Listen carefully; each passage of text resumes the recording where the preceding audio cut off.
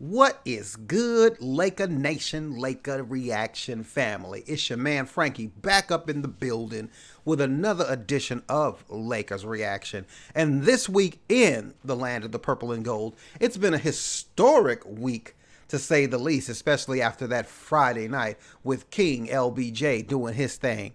But we've got so much and more going on today with Lakers React. And also on this Saturday, I got to send a big shout out to my gal Glenda over at so many of the Worldwide Laker Gang for Life connected pages. Yo, sis, happy birthday. I want to send a shout out to you as well. And let's get this party started with Lakers Reaction.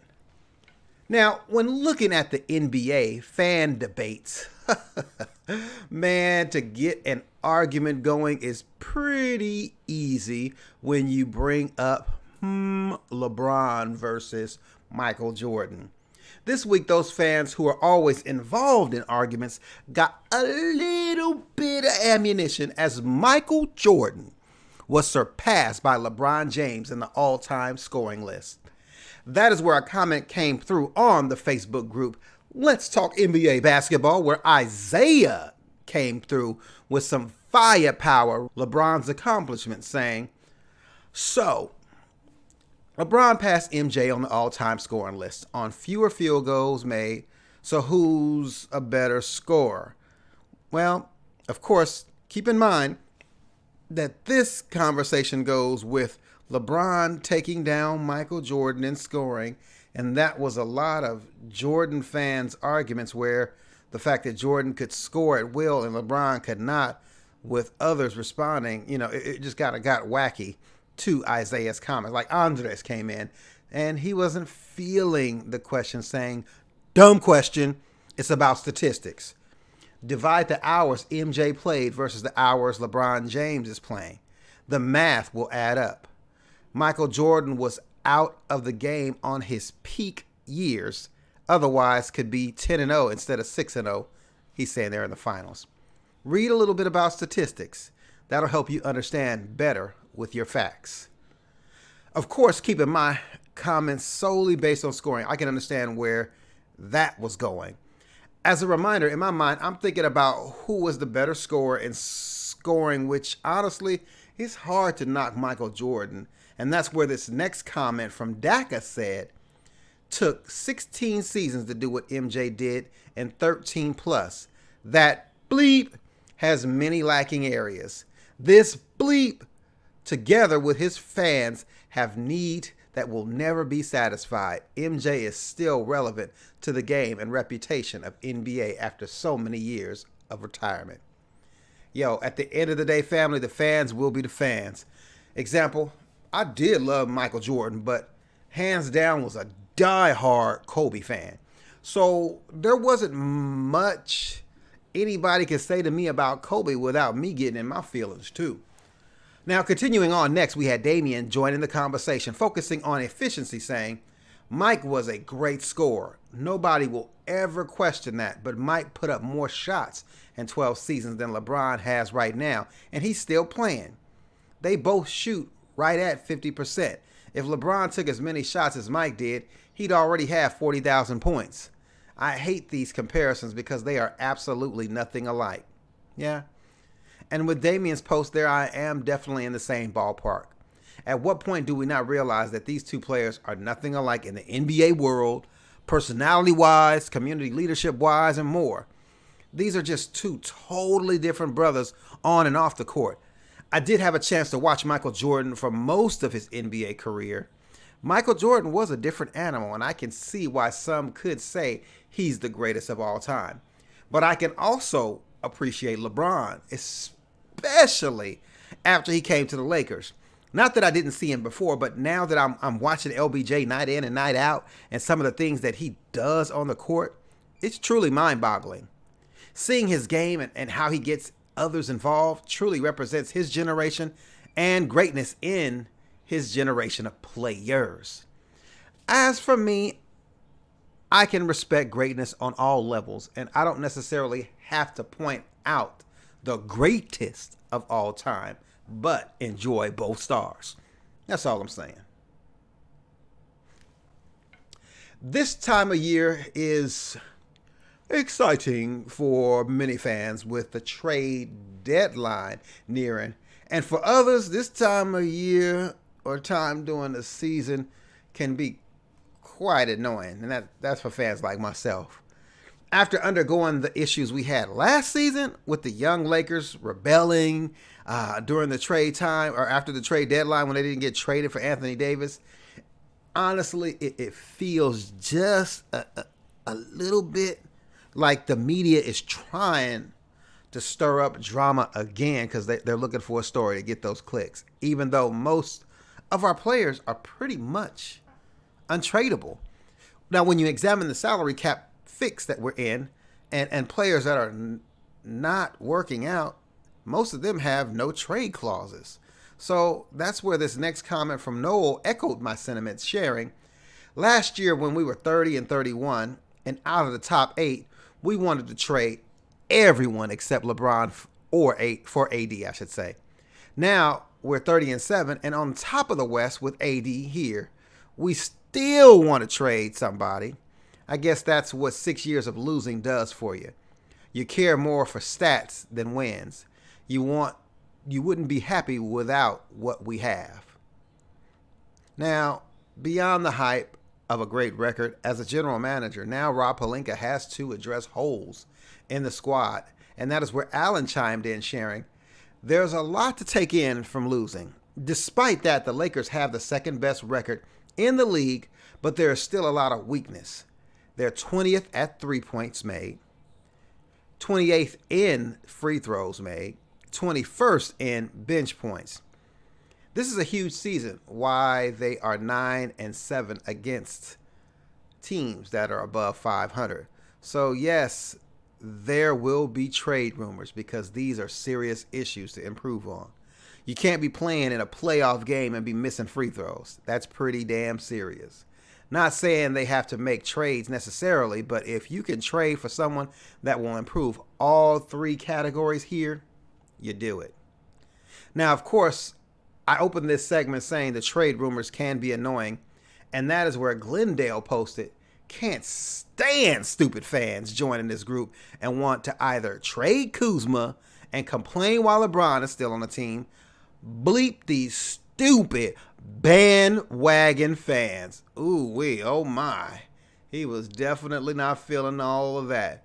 Now up next we had Tandoy jumping in saying, all that people want are trades. All those people that want trades are those who are desperate, not in their complete mind. They don't know how to play basketball. They only know trade, trade, trade. All these mother bleepers are idiots. That's how the parents teach them. Bleep this trade idea. They are still not satisfied with the current roster. Stupid morons. Why don't you tell us how you really feel there? So I think that maybe if I'm looking at Tandoy's comments, he is definitely not ready for a trade in the land of the purple and gold. Now, up next, we had Guy who joined the conversation, and I'll kind of let you see what he's saying with his comment, pulling it up on the screen. This is a LeBron fan's mindset. He never has enough help.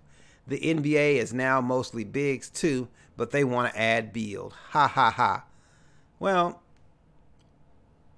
as we mentioned before and as some of the other comments go, I want Rob Pelinka in there doing his due diligence to try to make this team better. Now, do I think he can make any trades? Truth be told, I'd be surprised if we make any trades before the trade deadlines, anything significant. Nobody's lining up like back in the day to help the Lakers. There's just that mindset with those small market teams. Think about a lot of the haters in your life, people that may hate what you're doing and how they try to sabotage a lot of things you're doing. You have to look at that in the NBA, especially with those small market teams who, for example, think about Memphis for a moment. Memphis could have been released Iggy. They're not doing anything with him, but they're trying to get major draft picks out of something they already got something for. So it's like trying to get 2-for-1, and it's not happening. They could have been let Iggy go, and he could have been with the Lakers. Little things like that. I really don't see any teams out there willing to help the Lakers. And even if they were, now you got to go back to most of your players like a KCP, etc., with their no trade clauses or their bird rights, and try to get them to say, hey, I'm going to give all my stuff up just to help you get better. I just don't see it. I'm more looking for what will happen in the buyout market, but time will tell with our purple and gold. Yo, this next segment deals with 35 and ticket. Who's better at 35? Now, jumping into this next comment, it was also from the Let's Talk NBA Basketball Facebook group. And it makes me think of Spider-Man. Because with great power comes great responsibility. And there are a lot of high expectations on LeBron in his 17th season, with this post coming from Jarvis saying, Michael Jordan at age 35 in his 13th season with the Bulls in the 97-98 season won the NBA scoring title, MVP, first team all-defensive, finals MVP, and of course he won the finals. Leading the Bulls to a 60 wins season, playing all 82 games with Pippen missing 38 and Robin missing a few. LeBron is 35 in his 17th season. The Lakers are a top team, not only in the West, but also in the NBA. AD is hurt. There should be no, and I repeat, no, zero excuses to why LeBron can't do the same thing that Jordan did. But as always, there will be excuses made for LeBron. Of course, when you see a post like this online, you're going to definitely get the attention of LeBron James fans. Like my man Travis, who said, an idiot says LeBron is doing what he's doing at his age. And I'm like, that's nothing. Anyone ever look at what Jordan did at 35? So you're saying that LeBron should be doing what Michael did, but like you're seeing my man Travis here said Jordan was doing even greater. So I don't know. Now, continuing on, I did mention it wasn't all bad with the comments. And this one made me think a little bit with Allen dealing with the age differential, saying, factor in that at 35, LeBron had 3 more full years on his body in the league. So in reality, LeBron is 38 years old. So breaking down the years and the wear and tear on the body is an interesting argument. Up next is almost someone who heard the argument and pretty much laughed in his face. With up next, we got my man TJ chiming in saying, Alan Brown, to address your bronzexual wine. Okay, so compare LeBron's 32-year-old season to Air's 35-year-old season, Air Jordan. He still fell short, eating threes in his mouth and disappearing in crunch time and getting torched on the home court, and he didn't come close to equaling the GOAT. Jordan's overall excellence in his 35th season, or 35-year season, hey, hold this. Okay, that was a little all over the place with that comment, but he's definitely pro-Jordan. Now, continuing on, we had Sean who said, the thing is, if he does this, then people will just change the narrative to keep him behind Jordan. If he doesn't do it, then it'll just increase the scrutiny. Either way, he's blanked. This debate is stupid.